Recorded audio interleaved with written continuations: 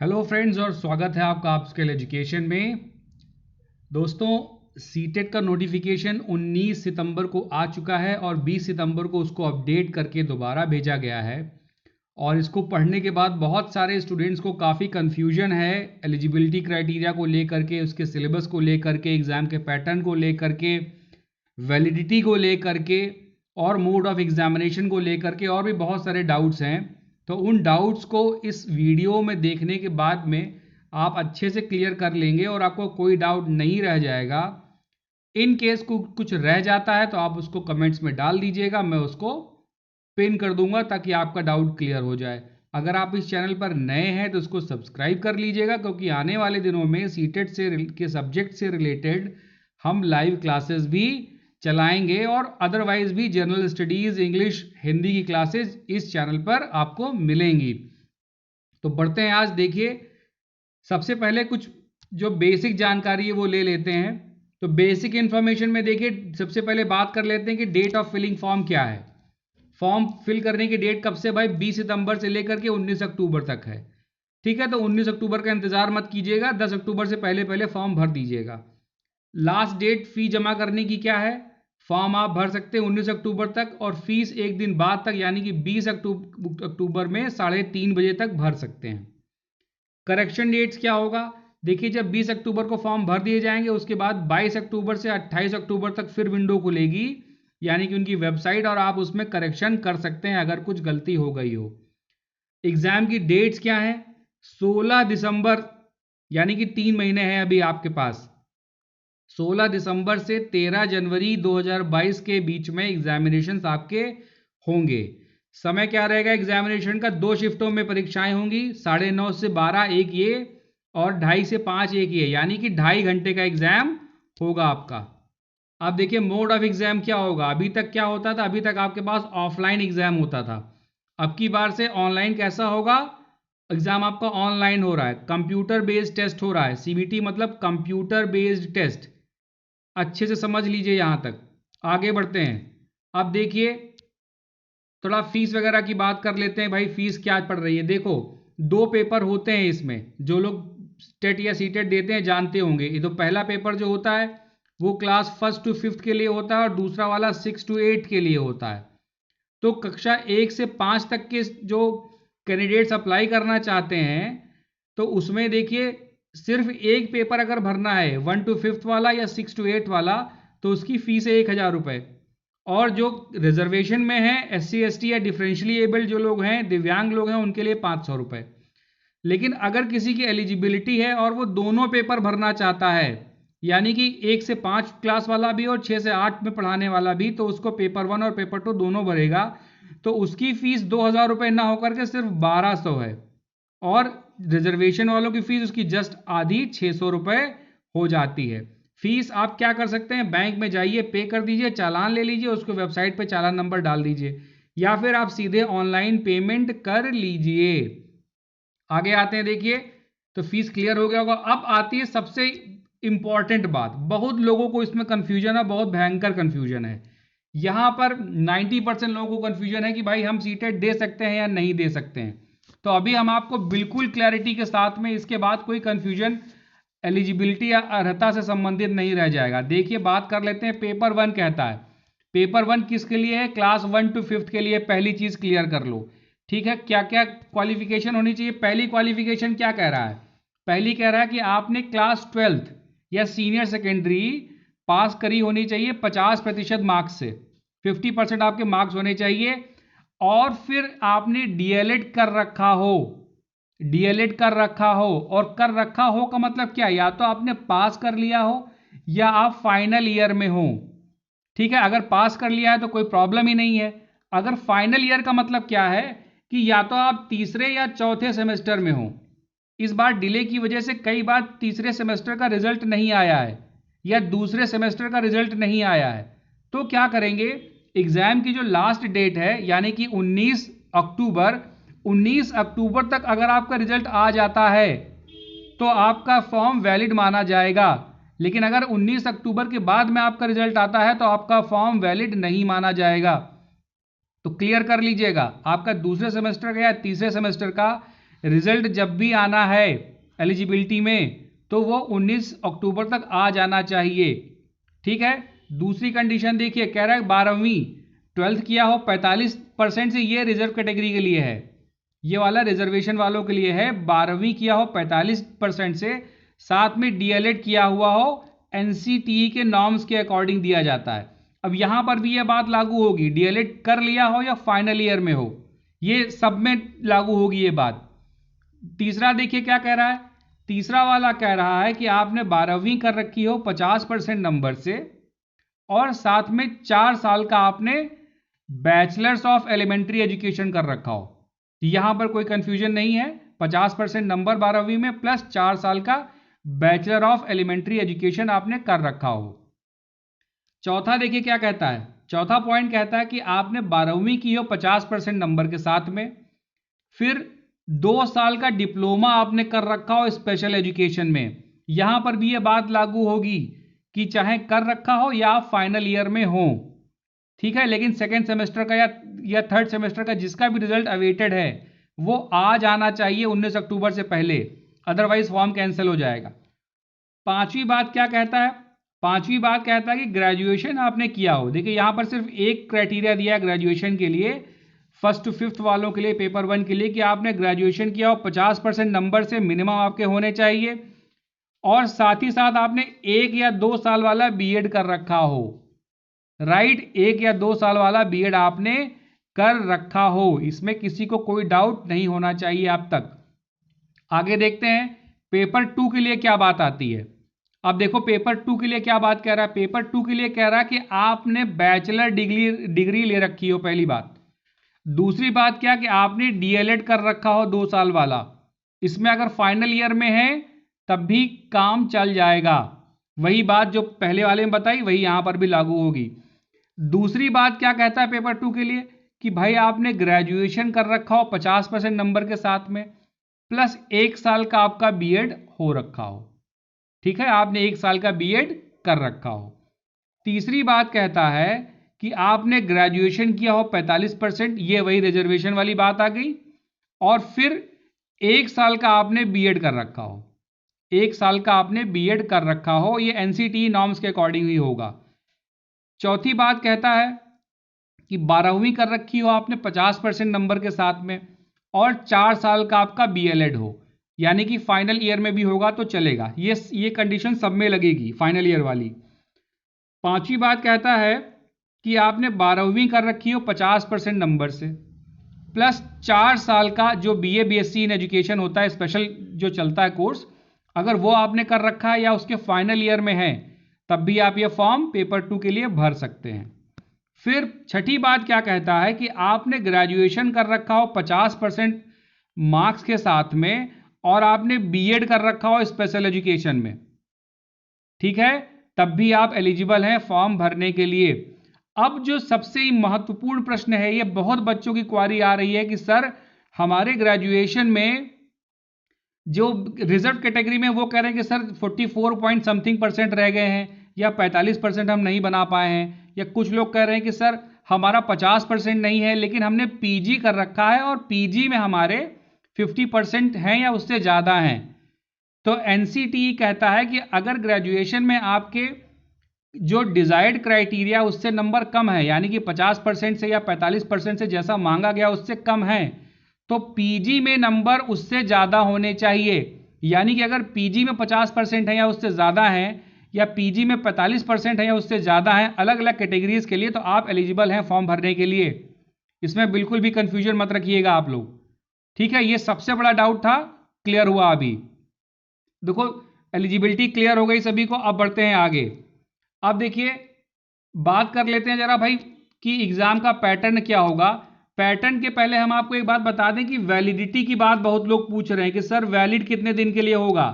देखो इसकी validity life time है, एक बार निकाल लोगे, जब तक नौकरी नहीं मिलती तब तक ये वैलिड रहेगा। ये भी बहुत बड़ा कंफ्यूजन है, क्लियर हो गया। अभी वैलिडिटी कितने हैं, लाइफ टाइम वैलिडिटी है, क्लियर कर लो अभी से। अब देखो जरा बात कर लेते हैं कि भाई पेपर 1 के लिए पेपर आएगा किस तरीके से। जैसे पहले आता था वैसे ही आएगा, कोई बहुत खास चेंज नहीं, सिलेबस में थोड़ा चेंज किया गया है। तो देखो आपकी ये पेडागोजी 30 नंबर की, लैंग्वेज एक और लैंग्वेज दो, दोनों में से कोई भी लैंग्वेज आप जनरली हिंदी इंग्लिश, हिंदी संस्कृत या हिंदी उर्दू या इंग्लिश संस्कृत, जैसी भी आपको लैंग्वेज समझ में आती है वो दो लैंग्वेजेस आप ले सकते हैं। फिर मैथमेटिक्स है 30 नंबर की, और एनवायरमेंटल स्टडीज या पर्यावरण, ये आज टोटल कितना बन जाएगा, 150 क्वेश्चन आएंगे 150 नंबर के, यानी कि एक क्वेश्चन आएगा 1 नंबर का। क्लियर होगा ये बात सभी को? पैटर्न फिर से देख लो, 30-30 नंबर के आ रहे हैं, 5 चीजें दी हैं, यही पहले भी आती थी, यही अभी भी आ रही, तो इसमें कोई खास चेंज नहीं किया गया है। स्टैंडर्ड ऑफ क्वेश्चन क्या है, देखो डिटेल में समझाया क्या किया गया भाई। चाइल्ड डेवलपमेंट और पेडागोजी किस पे फोकस करेगी, एजुकेशनल साइकोलॉजी ऑफ, ये टीचिंग है, अध्यापन और अधिगम से संबंधित जो क्लास 6 से 11 साल के जो बच्चे हैं उनकी टीचिंग लर्निंग एबिलिटीज क्या है, उस पर फोकस करके क्वेश्चंस बनाए जाएंगे। ठीक है। लैंग्वेज 1 में क्या होगा, proficiencies related to the medium of instruction, आप जिस भाषा में पढ़ाना चाहते हैं उस वो भाषा को कितनी आती है, अभी आगे डिस्कस करेंगे तो समझ में आएगा कि इसमें क्वेश्चंस किस तरह के पूछे जाएंगे। लैंग्वेज 2 में क्या बोला जा रहा है, एलिमेंट्स ऑफ लैंग्वेज, कम्युनिकेशन और कॉम्प्रिहेंशन एबिलिटीज आपकी क्या है, ये लैंग्वेज 2 पर पूछा जाएगा।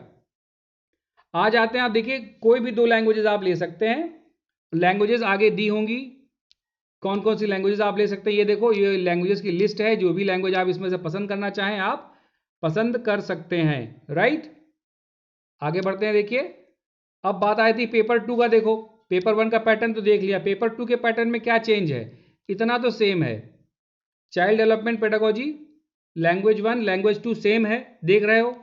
सिर्फ वहां पर क्या था, वहां पर मैथमेटिक्स और साथ में साथ एनवायरमेंट अलग अलग थे।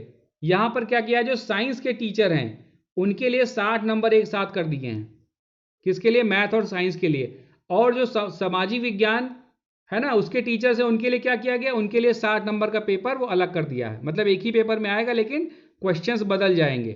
तो इसमें भी टोटल 150 MCQ आएंगे और टोटल 150 नंबर के ही आएंगे, देख लीजिए अच्छे से। आगे बढ़ते हैं, आगे देखिए कि भाई स्ट्रक्चर क्या होगा, है ना, क्या सिलेबस, देखो डिटेल में डिस्कस कर लेते हैं। तो यहां तक सिलेबस तो सेम ही है, देखो डेवलपमेंट क्या है, विकास क्या है और उसका अधिगम के साथ क्या संबंध है, बच्चों के विकास के क्या सिद्धांत होते हैं, आनुवांशिकता और पर्यावरण का क्या प्रभाव पड़ता है बच्चों के ऊपर, है ना। फिर देखिए पियाजे, कोलबर्ग, वाइगोत्स्की, इनके प्रिंसिपल सिद्धांत वगैरह क्या होते हैं, सारी चीज़ें आपने पढ़ रखी हैं और यही आती हैं। फिर भाषा क्या है, विचार क्या है, ये सारी चीज़ें देखिए सिलेबस में जो बच्चे देते रहते हैं उनको पता है। यहाँ पर थोड़ा सा चेंज है, इसमें क्या होगा, यहाँ पर जो क्वेश्चंस आएंगे ये टू द पॉइंट कम पूछे जाएंगे, थोड़े से इन्फ्रेंस टाइप के क्वेश्चन ज़्यादा पूछे जाएंगे, है ना, लॉजिकल क्वेश्चंस इसमें ज़्यादा पूछे जाएंगे जो पेडागोजी वगैरह में पूछे जाते हैं। आगे आते हैं, देख लेते हैं अगली स्लाइड में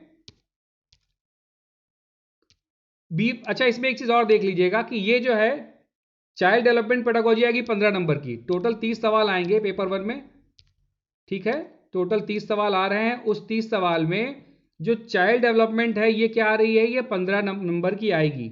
चाइल्ड डेवलपमेंट एंड पेडागोजी में ए सेक्शन है चाइल्ड डेवलपमेंट, बच्चों के विकास का, वो 15 नंबर का सवाल पूछा जाएगा आपका। दूसरा देखिए बाकी 15 नंबर में क्या आएगा, बाकी 15 नंबर में कॉन्सेप्ट ऑफ इंक्लूसिव एजुकेशन, ठीक है, और understanding children with special needs, तो जो स्पेशल नीड्स वाले चिल्ड्रन हैं और ये जो समावेशी शिक्षा है इसके बारे में 5 सवाल आएंगे आपसे, सिलेबस आप ये देख लीजिएगा। Addressing the needs of children with learning difficulties, impairment, आपने सुना होगा कि बच्चों को डिसलेक्सिया हो जाता है ना, या बच्चों को एक और बीमारी ऑटिज्म हो जाता है। तो इस तरह के बच्चों के लिए क्या करना है, उस तरह के बच्चों के लिए क्या किस तरह से पढ़ाएंगे, इस पर भी सवाल वगैरह आ जाते हैं। टैलेंटेड, क्रिएटिव, स्पेशली एबल्ड बच्चे जो है उनको कैसे एड्रेस करेंगे, इस पर सवाल बनेंगे।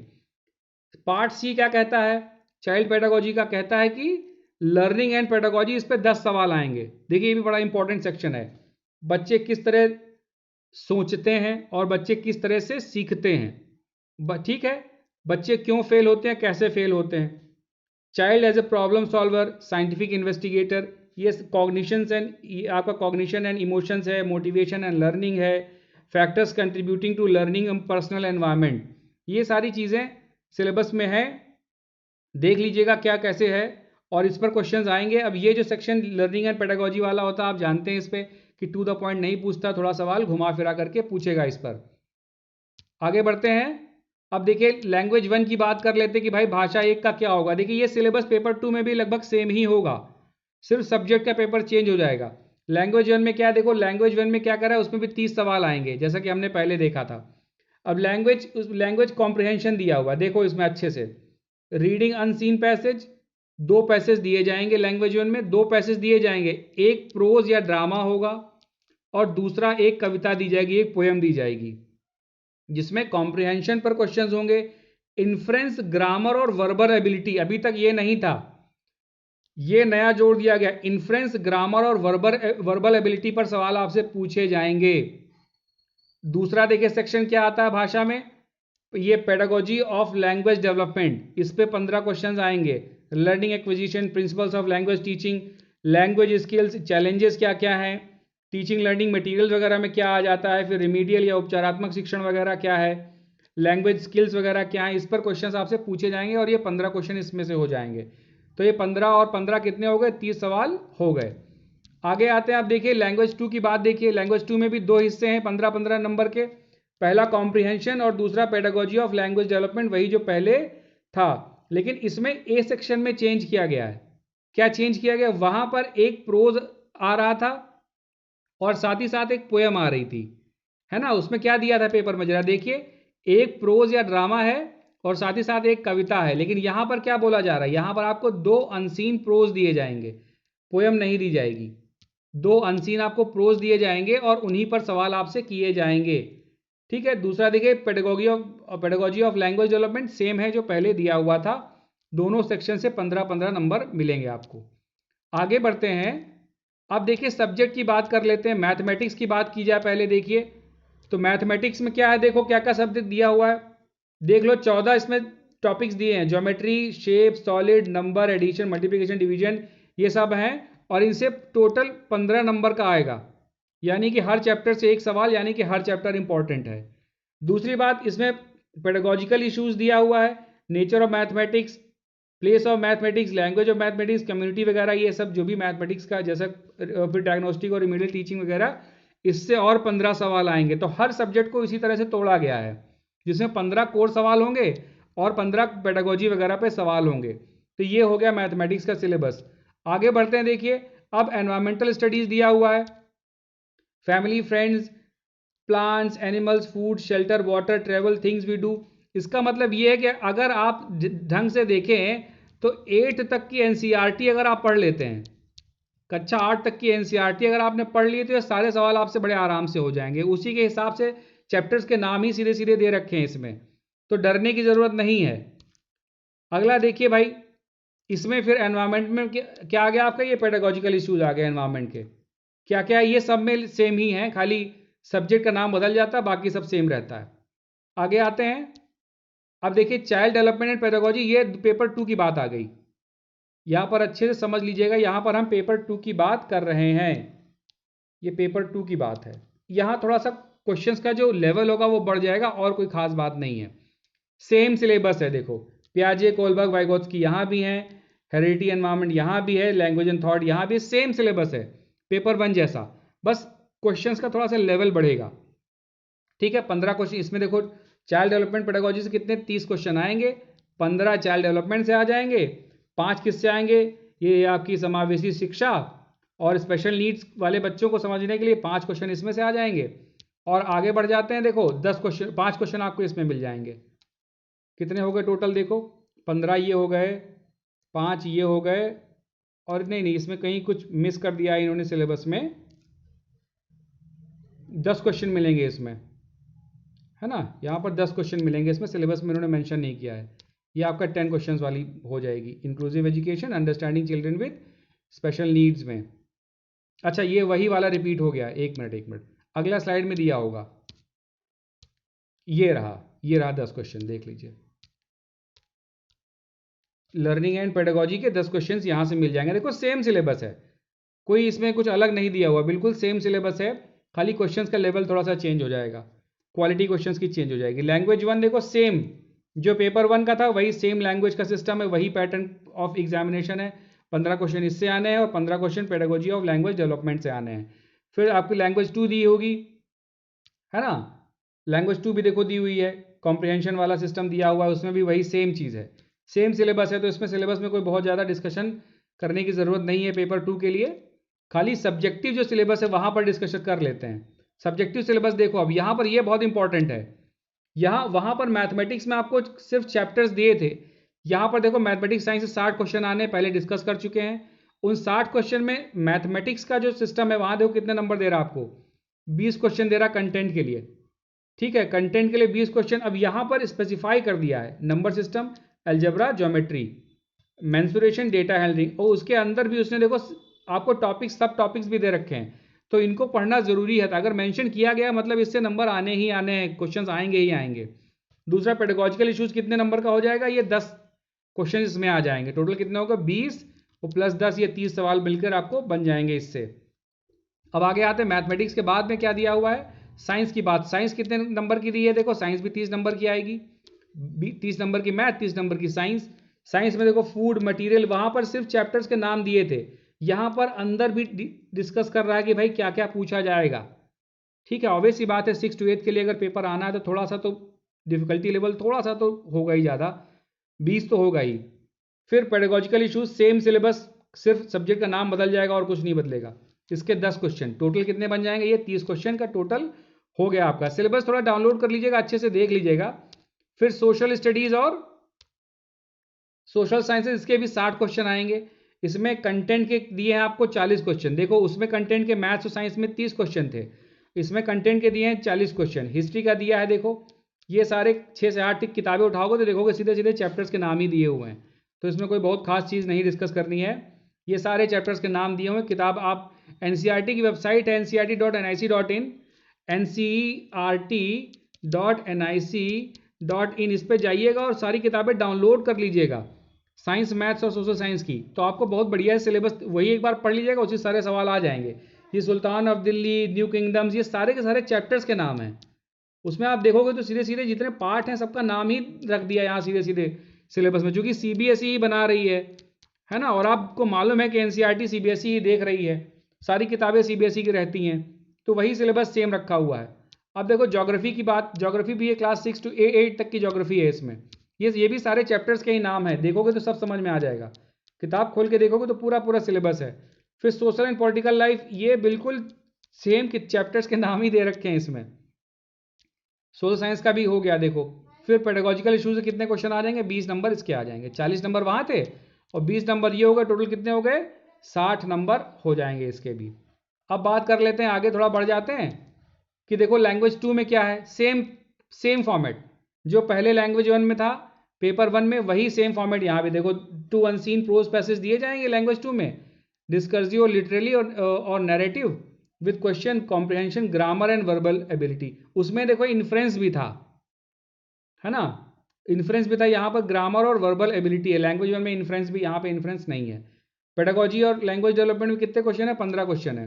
कॉम्प्रिहेंशन है 15 क्वेश्चन है। क्या principles of language teaching, language skills वगैरह, ये सारी चीज़ें जैसा कि हम लोग पहले डिस्कस कर चुके थे वही हैं। तो ये था सिलेबस आपका, सिलेबस देख लिया आपने, एलिजिबिलिटी क्राइटेरिया देख लिया और वैलिडिटी देख ली, डेट वगैरह देख ली, सारा सब कुछ आपको बता दिया है। फिर भी अगर कोई डाउट रह जाता है तो वीडियो में कमेंट सेक्शन में जा करके एक बार कमेंट ज़रूर कर दीजिएगा। सिलेबस अगर और डिटेल में जानना चाहते हैं तो बताइएगा, दूसरा वीडियो बना दिया जाएगा। चैनल को अगर लाइक सब्सक्राइब नहीं किया है तो सब्सक्राइब ज़रूर कर लीजिए, क्योंकि आगे जब क्लासेस होंगी तो आपको ऐसे क्लासेस का अपडेट मिल जाएगा। Thank you.